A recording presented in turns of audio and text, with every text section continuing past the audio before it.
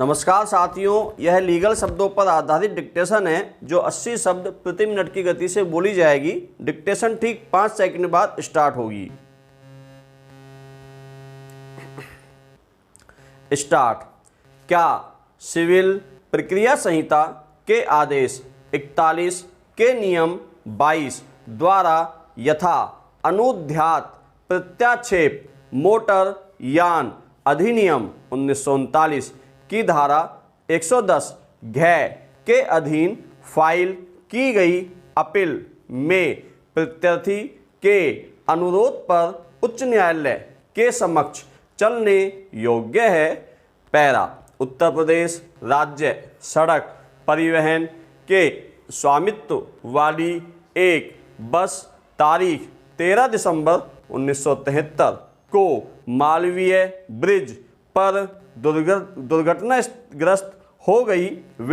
दुर्घटना के परिणाम स्वरूप भारतीय स्टेट बैंक वाराणसी के एक कर्मचारी पारसनाथ गुप्त को चोटें आई जो प्राणांतक सिद्ध हुई। मृतक के वारिसों ने प्रतिकर के रूप में 2,50,000 रुपए की राशि का दावा करते हुए मोटरयान अधिनियम की धारा 110 घ के अधीन मोटर दुर्घटना दावा अधिकरण के समक्ष आवेदन फाइल किया। दावा अधिकरण ने तारीख 21 जनवरी 1976 के अपने आदेश द्वारा दावेदारों को प्रतिकर के रूप में 95,942 रुपए की राशि अधिनिर्णित की।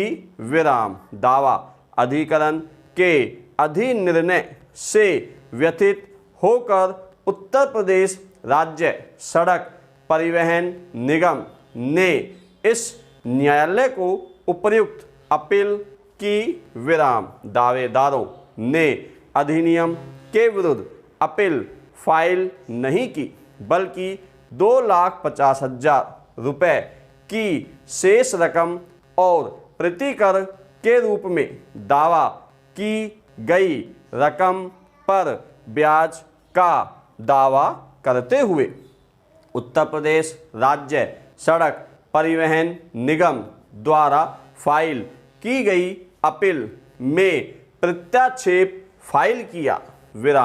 जब अपील और प्रत्याक्षेप सुनवाई के लिए इस न्यायालय की खंड न्यायपीठ के समक्ष आए तो न्यायपीठ ने वीरेंद्र सिंह बनाम श्रीमती फूलमती तथा सुरजन सिंह और अन्य बनाम श्रीमती शारदा देवी और अन्य वाले मामलों में अपनाए गए इस दृष्टिकोण की शुद्धता के बारे में शंका व्यक्त की कि दावा अधिकरण के अधिनिर्णय के विरुद्ध अपील में प्रत्याक्षेप चलने योग्य नहीं है।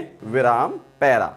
मोटरयान अधिनियम की धारा 110 घ द्वारा दावा अधिकरण के अधिनिर्णय से व्यथित व्यक्ति को अधिनिर्णय की तारीख से 90 दिन के भीतर उच्च न्यायालय को अपील करने का अधिकार प्रदत्त किया गया है।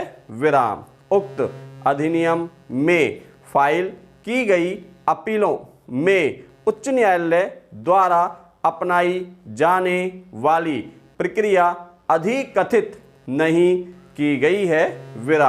ऐसी आकस्मिकता में अपील न्यायालय की प्रक्रिया के संबंध में विशेष अधिनियम के मौन रहने के कारण अपीली अधिकारिता का प्रयोग उसी रीति में किया जाना है जिसमें उच्च न्यायालय अपनी साधारण अपीली अधिकारिता का प्रयोग करता है और इस प्रकार फाइल की गई अपील उच्च न्यायालय की पद्धति और प्रक्रिया द्वारा विनियमित होनी चाहिए। यह सुस्थापित नियम है कि जब किसी कानून में यह निर्देश किया जाता है कि पहले से ही स्थापित न्यायालय में अपील होगी तो वह अपील उस न्यायालय की पद्धति और प्रक्रिया द्वारा विनियमित होनी चाहिए। विराम। National telephone company limited and his Majesty's postmaster general वाले मामले में वाइकाउंट हाल्डेन एलसी ने यह नियम निम्नलिखित शब्दों में अधिकथित किया। विराम पैरा। जब कोई प्रश्न किसी स्थापित न्यायालय को निर्देशित किया गया कहा जाता है तो मेरी राय में उसका केवल यही अर्थ है कि उस न्यायालय की प्रक्रिया की सामान्य बातें प्रसंगतियाँ संलग्न होंगी और यह भी कि उसके विनिश्चयों के विरुद्ध अपील का साधारण अधिकार भी उसी प्रकार संलग्न होगा। विराम। धन्यवाद साथियों।